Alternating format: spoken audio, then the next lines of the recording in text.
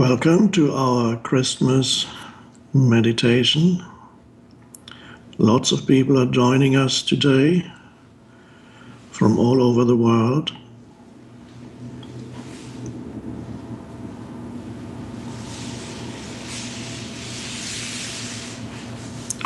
Let's start with a moment of silence, and so we can be aware of our breathing consciously in and out.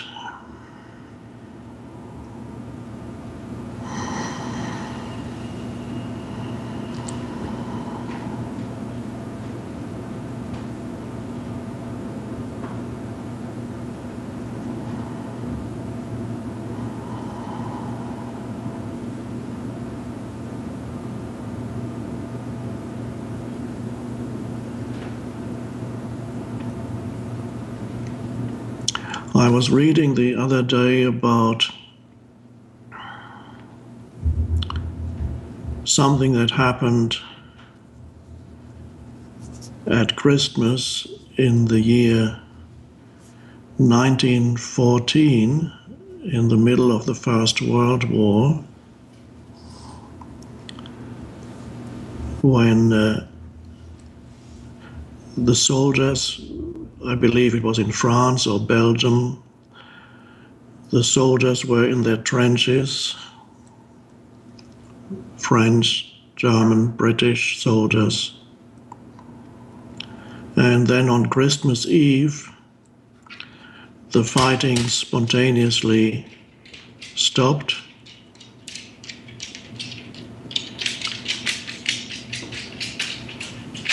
And the soldiers could hear from the opposing trenches singing of a Christmas song that everybody recognized, and that song was "Silent Night, Holy Night." And gradually they came out of their trenches, and in the area between the trenches, so-called no man's land, they shook hands, started talking to each other, exchanged gifts of food and other little items. And they sang together that song, "Silent Night, Holy Night," each in their respective languages.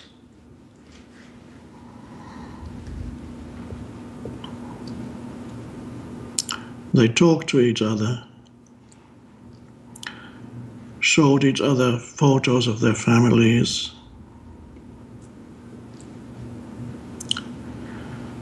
and that became known as the Christmas truce of 1914. Somebody even wrote a book about it.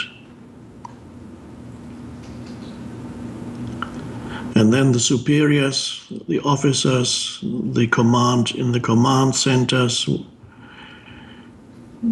were informed that this was happening, and they said, "Oh, we must put a stop to this. The fighting must resume as soon as possible."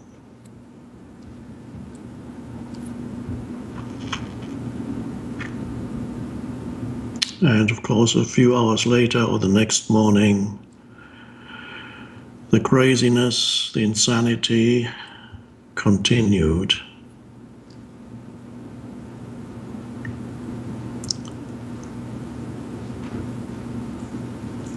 And in a way, that event that happened spontaneously,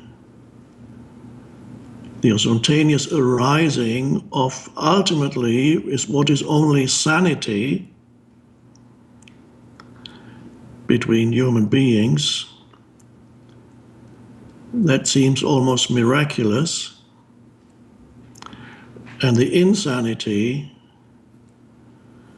seems almost normal. So if you believe that our present political discourse, not only in the United States, but also in other countries in Europe, if you believe that's crazy, then of course just think back to the first half of the 20th century and the insanity of all that.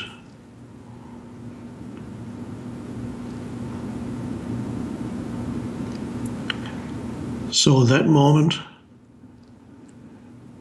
and that song which triggered it, that Christmas song, Holy Night, Silent Night, brought about a shift in consciousness. It didn't last. And that's an interesting song to me. That song embodies something that transcends anything cultural or anything belonging to any particular religion. It transcends all that because the song Silent Night really embodies the essence of spirituality,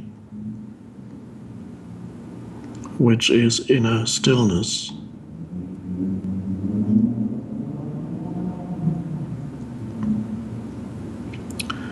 It was composed in the early 19th century the lyrics were written by an Austrian priest in a village in the mountains in Austria. He had written these lyrics a year before, and then Christmas Eve arrived, and he had to present a piece of music in the evening service in the church. So he had the lyrics, and then he went to the schoolmaster of that village, I believe he was, and he, in the last few hours before the church service, composed the music to it. And then that evening they both performed it together in the church. And then it's gradually, over the years, it spread all over the world because human beings recognized something in that went beyond any particular culture or even religion. Although the words point to something specifically Christian, the birth of Jesus, the spirit that this song embodies goes beyond that. It transcends all that. It goes very deep. And so it was actually declared by UNESCO as something, I don't know what the official designation was, an intangible world heritage.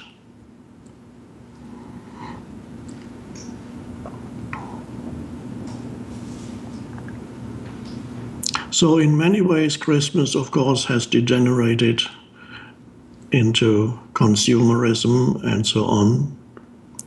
Although there's nothing wrong with buying gifts and giving gifts, that's a beautiful thing, but it has degenerated into that. So it's important to rediscover the essence of it.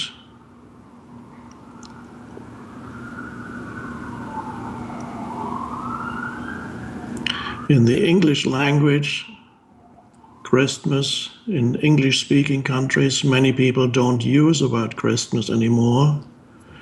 They call it holidays. The intention behind it, I suppose, is not to exclude people who are not Christian, and I can see the reasoning behind that.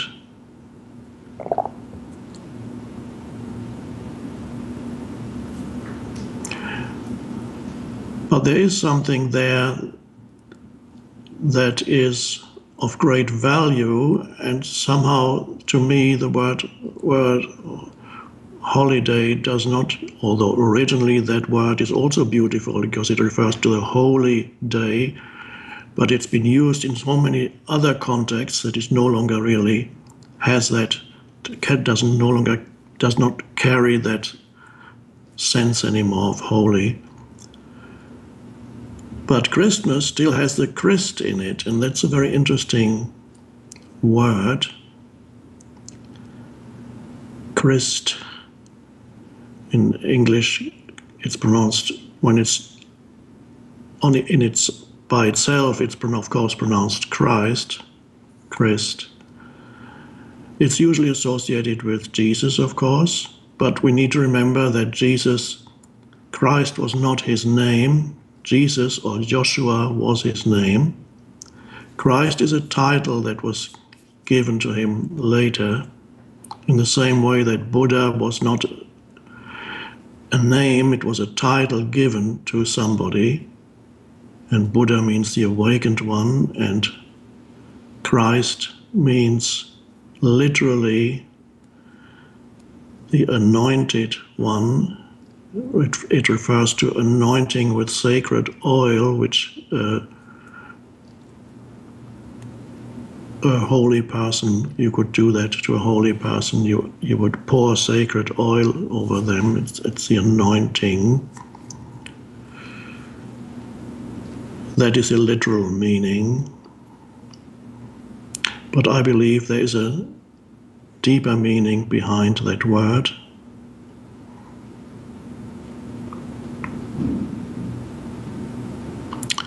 And I also believe it's no coincidence that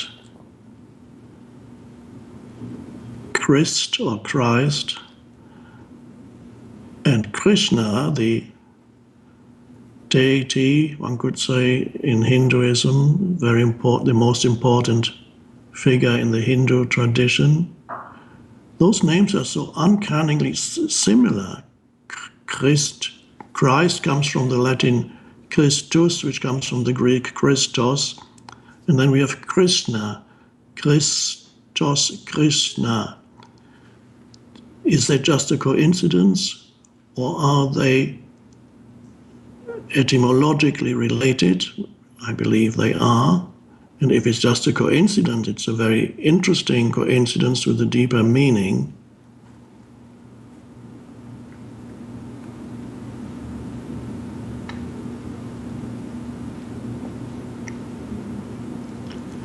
Because what that Christ refers to, in its esoteric sense,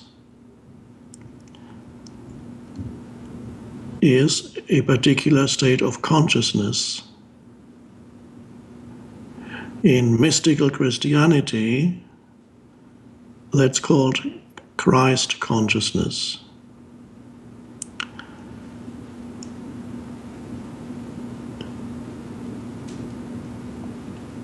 And in some traditions, even the term Krishna consciousness is used.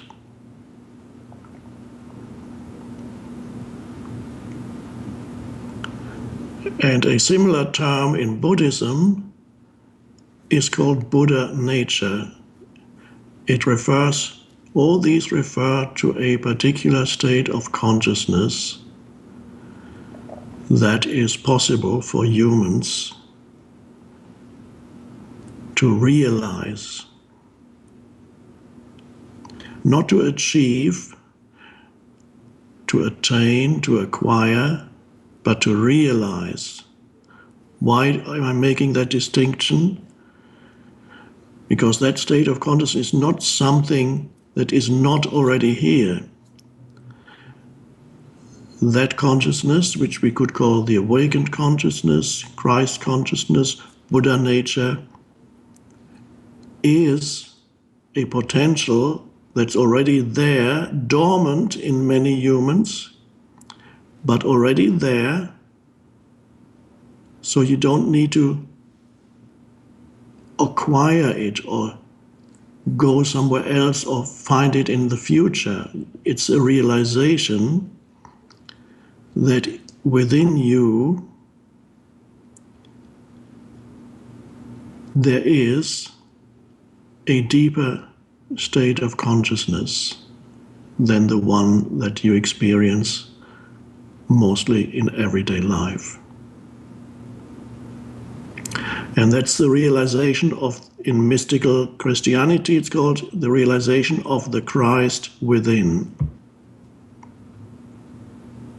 In Buddhism, it's the realization of your own Buddha nature, which is your deepest sense of identity, of being.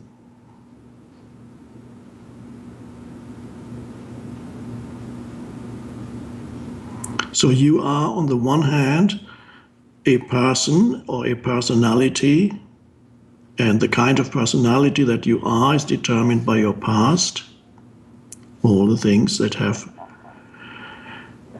contributed to the arising of that particular personality or person. And beyond this person, which consists of mainly of mental and emotional conditioning, beyond that, you are something deeper. And Jesus pointed to that in his teachings when he said to his disciples, "You are the light of the world."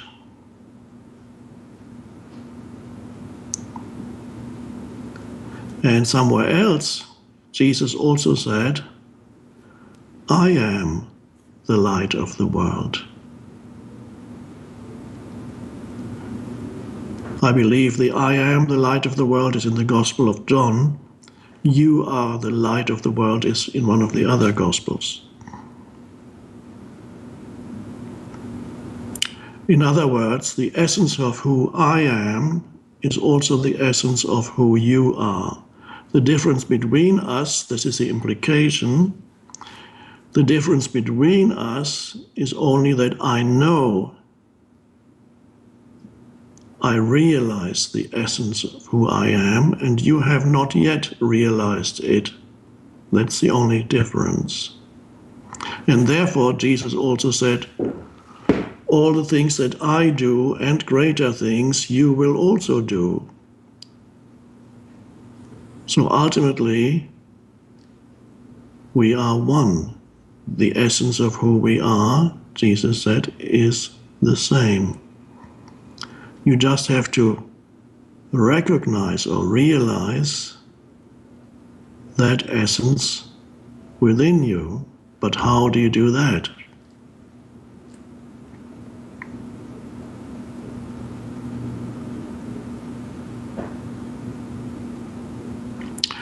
Now, I could use examples from Buddhism or examples from Christianity that point to the possibility of realizing that dimension within you. Let's look just at one saying of Jesus again, because this is Christmas, our Christmas meditation. Jesus talks about the kingdom of heaven. That's perhaps the very foundation of his teaching. Seek and find the kingdom of heaven, which is within you. That's the foundation. Some people believe that love your neighbor as yourself is the foundation. But I would suggest to you that that is not the foundation, because that cannot be a starting point. It is pointless to tell anybody who has not realized the essence within themselves to love their neighbor as themselves. They won't be able to do it. Not for long. Because if they have not recognized their own essence, they cannot recognize the essence in the other and realize that who I am in the essence of my being is one with who you are in the essence of your being. And when I realize that, then I love the other as myself. But I cannot tell somebody, you must love the other as yourself. They live totally trapped in the mental, emotional conditioning of their personality or their ego. They may genuinely want to be a better human being and try to love the other, but they will always fail again and again.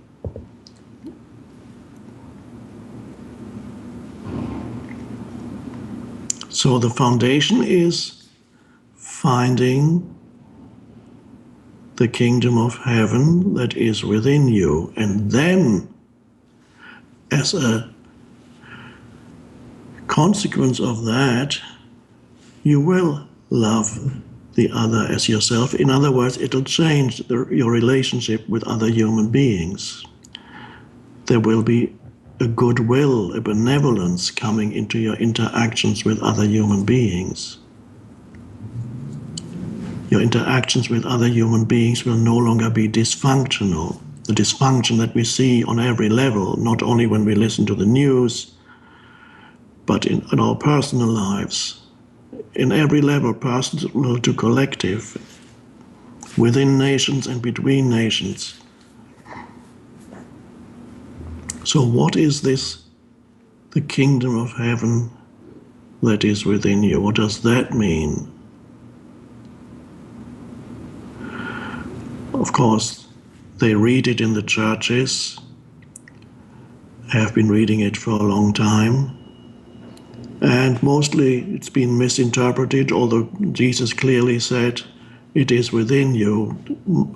Christians traditionally have believed that it is somewhere else. It's going to come when you die. You will enter the kingdom of heaven, or it's come at the end of times, or the kingdom of heaven, and so on. Disregarding what he said about don't look for it here or there. You can't say, oh, there it is, or here it's over there. That's what he said. It is here now.